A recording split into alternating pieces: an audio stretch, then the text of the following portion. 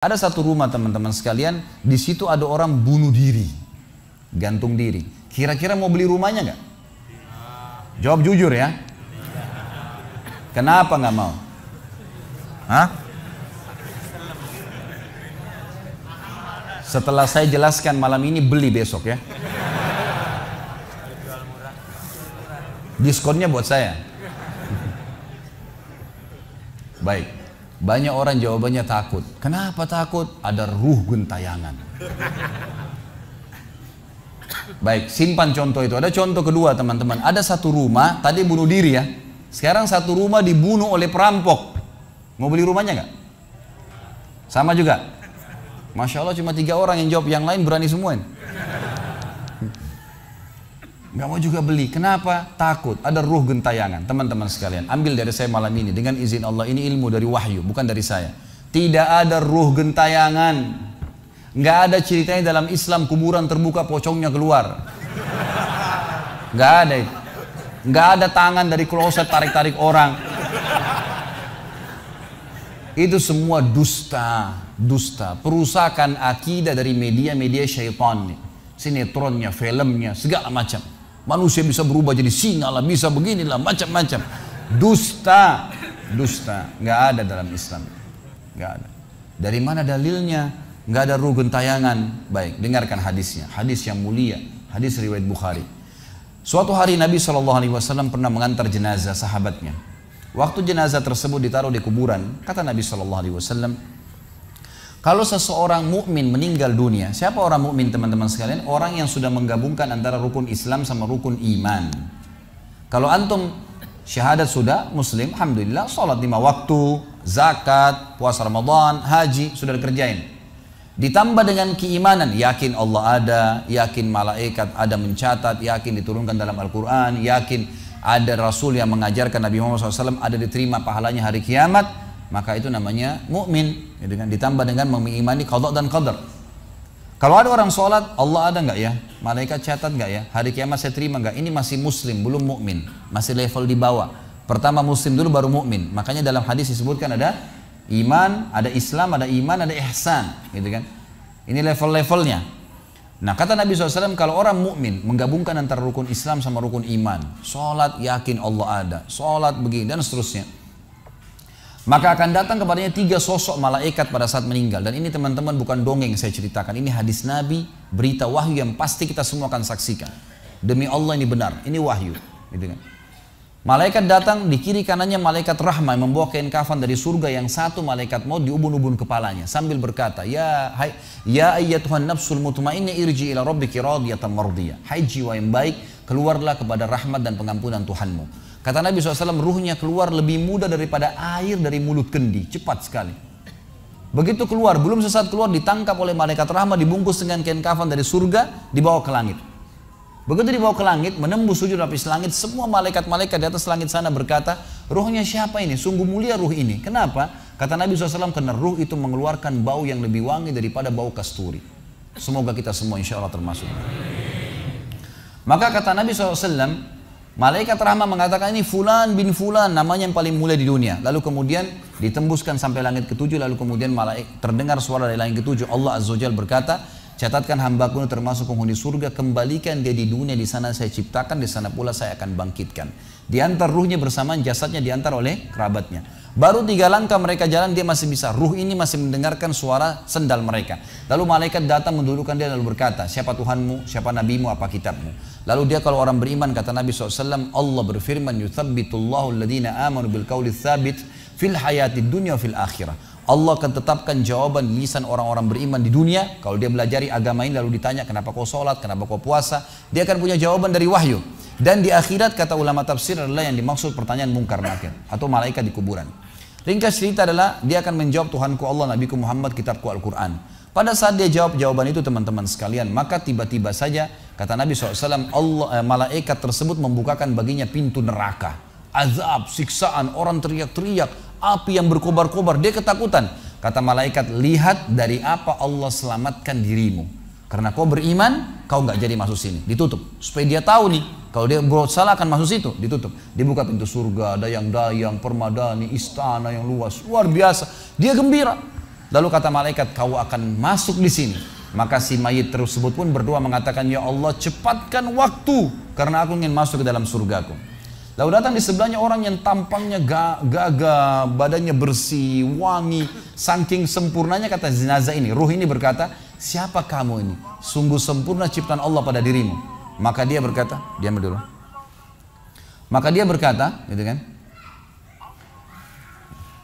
Dia berkata, saya amal soleh akan menemani kau sampai hari kiamat. Insya Allah setelah riwayat ini kita sholat. Saya amal soleh akan menemani kau sampai hari kiamat. Maka kata Nabi SAW terdengar suara, ya Allahu alam di sini disebutkan Allah atau malaikatnya, tapi yang jelas menyampaikan dari Allah Subhanahu Wa Taala, lapangkan kuburan hambaku ini seluas pandangan matanya dan bukakanlah pintu surga baginya setiap pagi dan petang dia melihat. Maka jadilah kuburannya taman dari taman surga sampai hari kebangkitan. Baik. Sebaliknya kata Nabi SAW, kalau orang fasik, siapa tadi fasik? Muslim yang masih berbuat maksiat. Teman-teman hati-hati. Jangan kena mengandalkan sudah syahadat kemudian bebas berbuat dosa. Hati-hati. Fasik dan orang kafir proses matinya sama. Kata Nabi SAW, orang fasik dan orang kafir akan datang kepadanya 3 malaikat. 2 malaikat azab di kiri kanannya, 1 malaikat maut dibunuh-bunuh kepalanya yang berkata, hai jiwa yang busuk, keluar kepada kemurkaan Tuhanmu. Maka ruhnya berantakan di tubuhnya, tidak berani keluar. Lalu malaikat maut menariknya dengan keras, ibaratnya seperti bulu domba yang dibasahkan, dililitkan di pohon berduri lalu ditarik dengan keras sehingga berantakan bulu domba itu.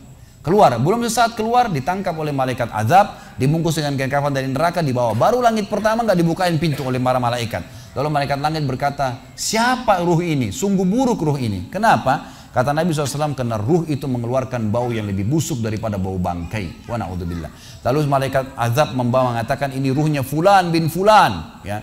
Orang yang disebutkan nama paling buruk di dunia. Lalu terdengar suara dari langit. Allah berkata, catatkan hambaku ini termasuk penghuni neraka. Di sana kembalikan dia di dunia, di sana saya ciptakan, di sana pula saya akan bangkitkan. Di antara ruhnya bersamaan pengantarnya mengantar jenazahnya. Begitu masuk dan 3 langkah. Ya. Orang-orang mengantarnya lewat, malaikat datang mendudukkan dia mengatakan siapa Tuhanmu, siapa nabimu, apa kitabmu. Walaupun muslim, rekam baik-baik ini. Ya. Lahir dalam keadaan Islam, sesekali sholat, fasik, masih banyak maksiat tidak tobat sebelum meninggal, sama. Jawabannya kata Nabi SAW dengan orang kafir, innama aqulu kama kana yaqulun nas. Saya nggak tahu, saya cuma ikut-ikut dulu orang bilang apa, nggak bisa jawab. Lalu kemudian dibukakan baginya pintu surga, dayang-dayang, permadani, istana, pemandangan yang luar biasa, gitu kan? Maka dia kagum, kata malaikat, lihat dari apa kau haramkan dirimu. Dulu kau bisa masuk sini, tapi kau tidak mau, ditutup. Dibuka pintu neraka, azab, siksaan, orang dipotong, teriak-teriak, kesakitan. Lalu dia ketakutan, kata malaikat, ini tempat kau selamanya, kau tidak akan bisa lari. Maka dia berdoa mengatakan, ya Allah jangan kau cepatkan waktu karena aku tidak ingin masuk ke dalam nerakaku. Lalu datang di sebelahnya orang yang buruk tampangnya, bau badannya nggak enak. Lalu saking buruknya kata jenazah ini, kata ruh ini, siapa kamu ini? Pergi dari saya, sungguh buruk ciptaan Allah pada dirimu. Maka dia mengatakan, tidak, saya amal burukmu yang akan menemani kau sampai hari kiamat. Lalu dalam penutupan hadis Bukhari ada 2 riwayat. Yang pertama, Allah Azza wa Jal ya, mengirim kepadanya malaikat yang tidak punya penglihatan dan pendengaran. Allahu alam bagaimana nih?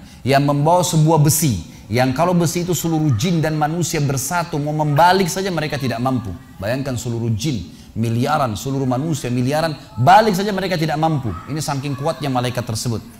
Maka menghantamkan ke tubuh orang ini hancur, diutuhkan kembali lagi. Begitu terus sampai hari kiamat. Riwayat yang kedua mengatakan Allah Azza wa Jal membuat dinding kuburannya merengut tubuhnya, menjepit tubuhnya sampai seperti ini tulang rusuknya. Kembali lagi, kata ulama hadis digabungkan keduanya, dipukul sambil diremukkan, dikembalikan lagi, begitu terus sampai hari kiamat. Maka teman-teman sekalian, dalil ini sebagai penutup dalam sesi pertama materi kita, teman-teman sekalian, dalil ini menjelaskan tidak adanya ruh gentayangan dalam Islam, nggak ada. Kita tarik ke contoh tadi, orang yang bunuh diri tadi berdosa besar bukan? Dosa besar. Berarti dia meninggal sekarang di kuburan lagi disiksa. Nggak ada ceritanya keluar ganggu orang atau balas dendam. Gak ada waktu. Hancur, remuk, dikembalikan lagi. Begitu terus. Kemudian juga sama. Orang tadi contoh kedua yang dibunuh sekeluarga. Kalau dia muslim maka dia mati syahid. Matinya mulia bukan? Mulia. Berarti lagi nikmatin kuburannya taman dari taman surga. Gak ada ceritanya tuh mereka keluar lagi ganggu orang. Gitu kan. Jadi mulai sekarang beli rumah yang banyak dianggap keramat tuh. Bacain surah Al-Baqarah, ada semua syaitannya tuh. Harus yakin dengan sabda Nabi SAW, rumah yang dibaca surah Al-Baqarah tidak akan masuk syaitan. Nggak ada. Takut semua syaitannya. Baik, kita tutup dengan kata-kata saya teman-teman sekalian. Lalu dari mana kalau saya beli rumah saya pernah dengar suara bayi di atas rumah, atap rumah saya. Saya pernah dengar suara cangkul di belakang rumah, pintu bunyi sendiri, gitu kan. Itu semua permainan syaitan yang ada di sekitar rumah itu, atau Anda yang bermasalah. Harus diruqyah. Dibacain ayat, ada sihirnya tuh. Mungkin pernah mandi dulu ilmu kebal, mungkin pernah ini, mungkin pernah bersemedi, apalah macam-macam yang khurafat ini, maka dia harus diruqyah. Jadi harus diobatin. Baik, begini contohnya. Kalau kita lagi lewatin tadi rumah yang orang ada bunuh diri, ini kalau ada syaitan di sini marah dengan saya, tapi saya nggak peduli. Emang dia musuh kita. A'udzubillahi minasyaitonirrajim. Gitu kan. Allah hancurin mereka. Gitu kan. Yang jelas teman-teman sekalian, kalau kita lewat di rumah yang ada orang bunuh diri, gitu kan. Misal pagarnya 10 meter, begitu kita jalan 1 meter pertama, semua syaitan itu ngerumunin kita tuh. Tuh yang bunuh diri itu perempuan, matanya belalak, rambutnya panjang, keluar darah dari hidungnya. Terus dibisikin. Orang yang takut, manusia yang takut, maka pada saat dia balik ke tempat yang tadi syaitan bisikin dia itu, dia lihat betul nanti perempuan tuh. Karena dia takut, jadi dia bisa lihat. Yang takut saja yang bisa lihat, yang tidak takut tidak bakal lihat. Makanya kalau ada temannya jalan di sebelah nggak takut, tanya, kau lihat nggak? Dia bilang nggak. Kalau dia bayangkan nenek-nenek, dia lihat nenek-nenek temannya. Permainan syaitan. Maka orang beriman mustahil melihat yang seperti itu. Nggak ada ceritanya. Atau dasarnya orang itu kena sihir tadi. Maka bisa melihat penampakan karena ada syaitan yang mengganggu dia, dan dia dasarnya membuka diri untuk itu. Makanya harus ruqyah, obat. Gitu kan? Ada metode pengobatan, tentu bisa lihat di YouTube, ada ceramah saya, ruqyah syariah. Ya, nama saya diketik, insya Allah ada tata cara yang sudah saya ajarkan caranya mengobatin itu. Tapi yang jelas itu semua permainan syaitan, teman-teman sekalian. Dan inilah poin pertama, pintu pertama untuk takut kepada Allah Subhanahu wa taala. Artinya semua selain Allah dalam makhluk jangan pernah takut dengan mereka. Syaitan pun yang biasa dianggap menakutkan bagi manusia itu dusta semua. Sampai sabda Nabi SAW mulia, hadis Bukhari, siapa yang membaca Bismillah, Bismillah, maka syaitan yang ada di sekitarnya menjadi kecil seperti lalat. Jadi orang yang gambarkan syaitan besar itu tidak benar semua. Kata Nabi SAW dalam hadis Bukhari yang lain, siapa yang mau masuk ke rumahnya lalu dia baca Assalamualaikum, salam warahmatullahi wabarakatuh, syaitan di sekitar rumahnya berkata kepada teman-temannya, tidak ada tempat nginap buat kalian malam ini. Salam saja sudah jadi benteng, nggak bisa masuk. Kalau dia makan dengan baca Bismillah, ya, dia baca Bismillah, maka syaitan berkata lagi sama teman-temannya, tidak ada makan malam buat kalian malam ini. Nggak bisa cuy. Dan syaitan tidak bisa membuka dan menembus tembok atau pintu manusia. Dusta semua itu tembus tembok, tembus pintu, dusta.